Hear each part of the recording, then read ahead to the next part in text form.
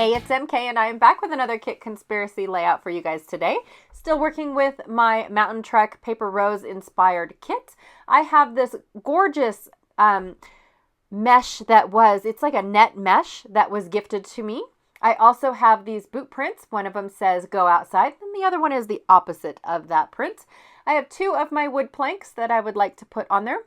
And then these two cute little mushrooms don't actually end up on my layout, but I wanted to show them to you anyways. I also have a couple of dragonflies that I have already pre-colored all of these using Close to My Heart shimmer brushes in multiple colors. That's how all of these wood pieces ended up with the colors. And I'm not sure if I show that or not. I think I did it off camera just to test it. I have some Heidi Swapp words, a random piece of what's that called? Corrugated paper, a tag from Heidi Swapp. My last little piece of this camouflaged print by Heidi Swapp as well. My kids hanging out in the river in the backyard of Grandma and Grandpa's. I have some of that Lemon Twist by Simple Stories piece of cardstock that is left over from yesterday's layout. A border strip from the Mountain Trek. A random piece that I have no idea where it came from. My wood grain and this sticker sheet from Simple Stories that I am dying to finish using up. So I'm pulling off a couple pieces that I want to use on my layout.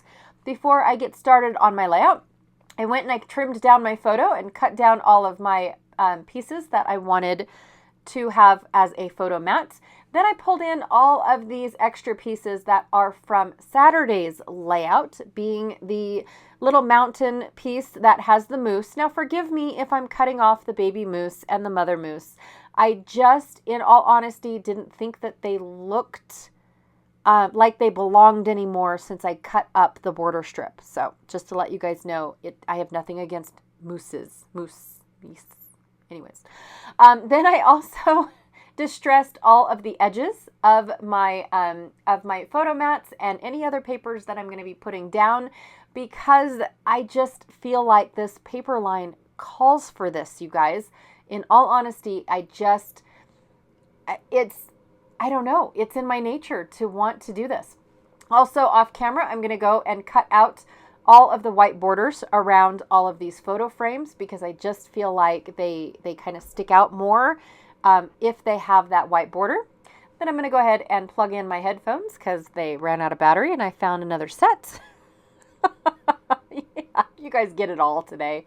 I'm going to go ahead and ink up these trees that are again left over from a layout that I did a while ago. I believe back in January I did this layout. Then I used these trees a couple days ago on Saturday, and now I'm going to finish using them today. But I'm going to take peeled paint ink, distress ink, and go ahead and kind of just give them a little bit more color outside of the print that was on them. Now, I'm not sure. I believe that's a Vicki Boutin print that I used, but don't quote me on that. I am not sure entirely what paper that is that I cut out my trees in. And then of course the darker tree is cut out of Close to My Heart cardstock. All right, so I'm going to put my first photo up on top. That is going to be the start, or not photo, but frame. Up on the top of my layout, that is going to be a start of one cluster. And then my second photo frame is going to be the start of another cluster. But I wanted this tree line that I cut up from Saturday's layout. I kind of wanted that tree line to be sticking through like it's a photo of the nature, of the trees type of deal. But what I don't realize is that the photo frame, I keep calling it a photo, I apologize, the frame matches so well that I didn't even see that. From my end, it looks good. From my end, you can see it. But I didn't realize that it matched the background paper so well. All right, so I'm going to build up my first cluster. I still haven't glued anything down. I'm not committed until I glued down my first wood plank.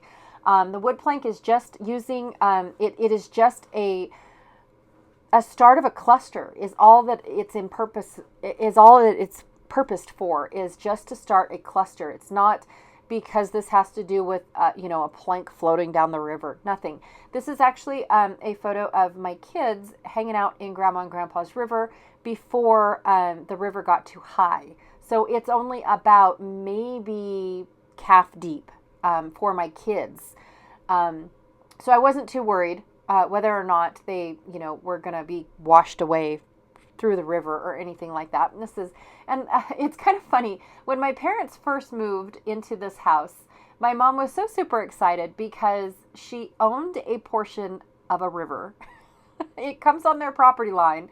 And yes, in the definition of their ownership, the title of this house, a part of that river does belong to my mom. And I was like, well, now wait a minute. So is it the river itself? Is it the land that the river flows through?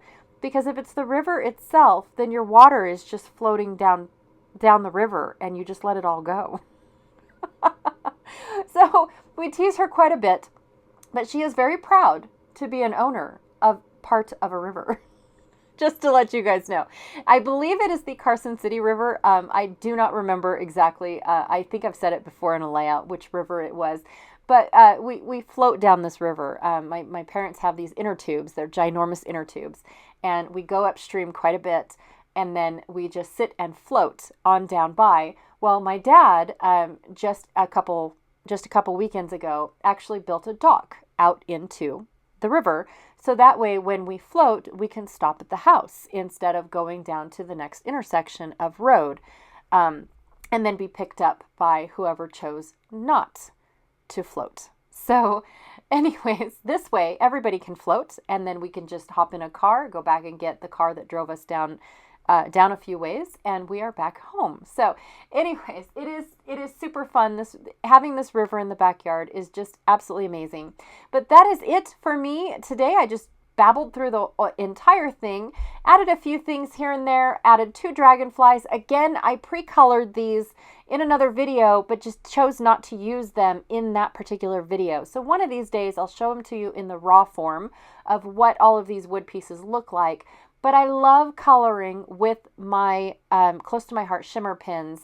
Even though I'm not very much of a glitter person, I do love all the color that the wood takes from these shimmer pins. It just stands out big and bold. So that is it for me today. Thank you so much for hanging out with me.